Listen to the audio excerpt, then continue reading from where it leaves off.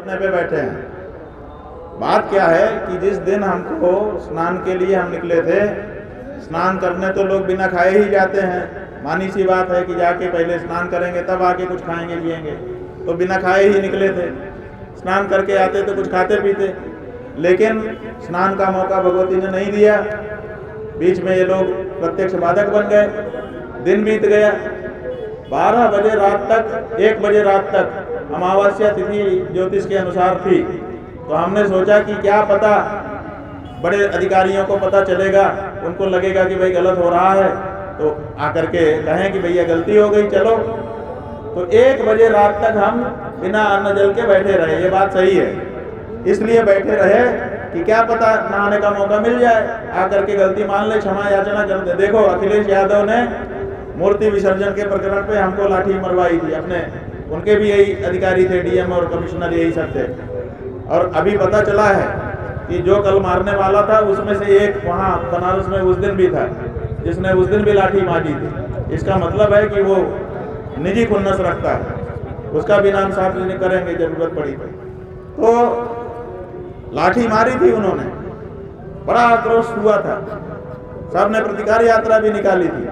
लेकिन जब उन्होंने प्रयाग तो हरिद्वार में आकर के कैमरा के सामने साष्टांग प्रणाम करके कहा, त्राहि माम शरणागतम, मेरे अधिकारियों से महाराज जी गलती हो गई, मैं मानता हूँ, क्षमा याचना करने के लिए आया हूँ।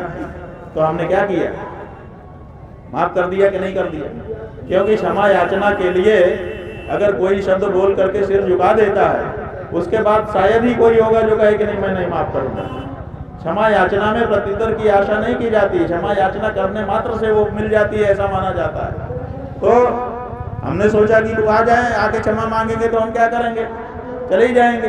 तो रात को 1 बजे तक बिना अन्न जल खाए और लघु शंका भी नहीं गए, 18 घंटे संयम से रहे कि बीच में कोई बाधा ना आए। रात को 1 बजे तक बैठे रहे कि शायद मौका मिले, लेकिन कोई नहीं आया। तो फिर हमको उठ करके फिर जल ग्रहण करना पड़ा। फिर दूसरे दिन जब समय आया तब हमने भगवान का प्रसाद भी ग्रहण, भिक्षा भी ग्रहण की। अभी हम ऐसा नहीं है कि अन्न जल नहीं खा रहे हैं, और हम धरने पर भी नहीं बैठे। हम तो 1 बजे रात तक यहाँ बैठे थे, लेकिन हमने एक टेक गंगा यमुना के सामने रख दी कि हम अपने शिविर से माता इतने प्यार से, इतनी श्रद्धा भक्ति से निकले थे, इतनी श्रद्धा भक्ति से हम निकले थे कि तुम्हारे गोद में आकर के डुबकी लगाएंगे, और वो मौका हमको नहीं मिला।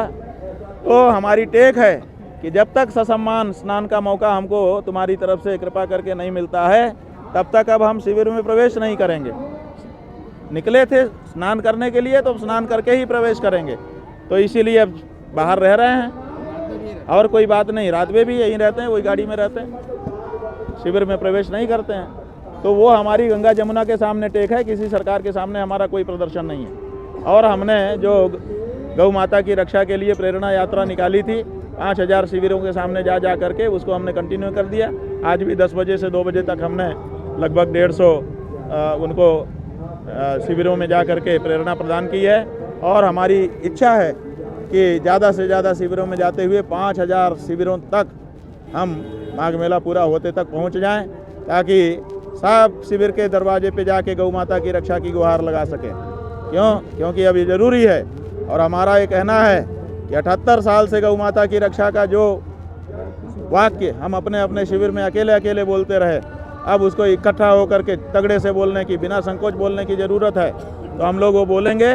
और 10-11 मार्च को शीतला सप्तमी और अष्टमी तय कर दिया।